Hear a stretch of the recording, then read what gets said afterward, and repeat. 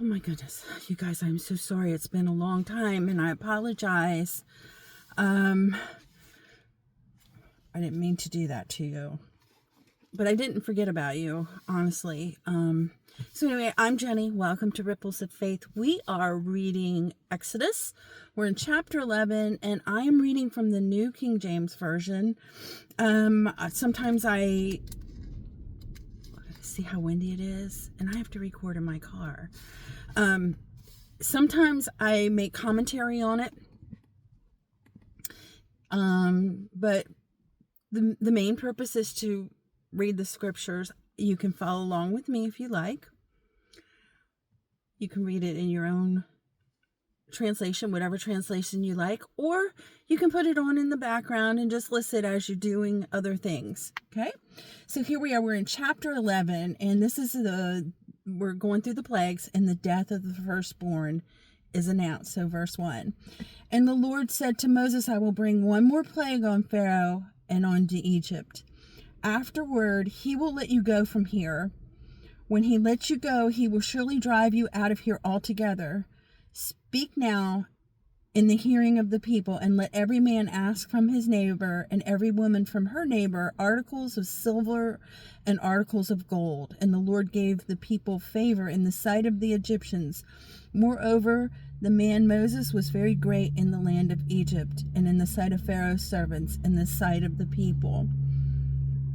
So,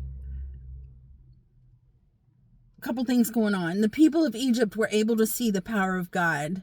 They saw it through Moses. And they gave them the silver and gold so that they would leave. And they may have even been afraid not to at this point. And I've heard the word plunder used when they talked about the Egyptians plundering. I mean, not the Egyptians, the Israelites plundering Egypt. And in my mind, when I think plunder, I think of this kind of forceful coming in and just taking whatever you want. But the way that it's described here, it's like they went up, knocked on the door and said, can we have your silver and gold? And they're like, yeah, get it, take it, go, get out of here. Like the Egyptians were willingly just giving it over to them because they wanted them out of Egypt. So in verse 4, then Moses said, thus says the Lord, about midnight I will go out to the midst of Egypt, and all the firstborn in the land of Egypt shall die, from the firstborn of Pharaoh who sits on his throne, even to the firstborn of the female servant who is behind the handmill, and all the firstborn of the animals. Then there shall be a great cry throughout the land of Egypt, such as was not like it before, nor shall be like it again. But against none of the children of Israel shall a dog move his tongue against man or beast, that you may know that the Lord does not make a difference between the Egyptians and Israel.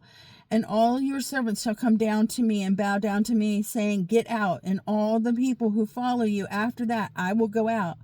But then he went out from Pharaoh in great anger.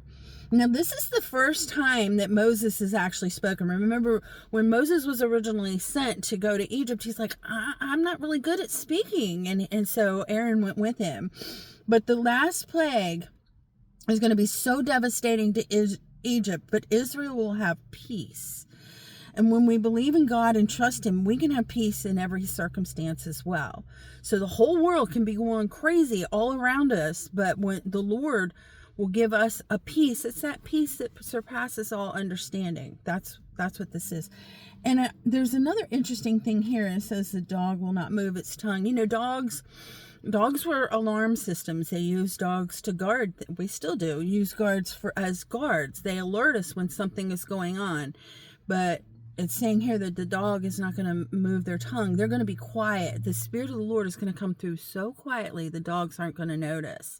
And the firstborns are all going to be wiped out, from Pharaoh all the way down to their servants. But the Israelites, who, remember, they have the lamb and they put the marks on the doorposts with the blood, it's a symbol of Christ, they're going to be spared. Okay, in verse 9, but when the Lord said to Moses, Pharaoh will not heed you, so that my wonders may be multiplied in the land of Egypt. So Moses and Aaron did all these wonders before Pharaoh, and the Lord hardened Pharaoh's heart, and he did not let the children of Israel go out of his land. God did that. God did that. He hardened Pharaoh's heart. Up until this point, Pharaoh had the option. I mean, the Lord may have hardened it here and there, as we spoke, but in the beginning, when Moses first went, remember, Pharaoh hardened his own heart. Now the Lord is hardening Pharaoh's heart, and I think part of it is because he's tired of playing. But anyway, that is the end of chapter 11, and we'll continue on with chapter 12 in the next video.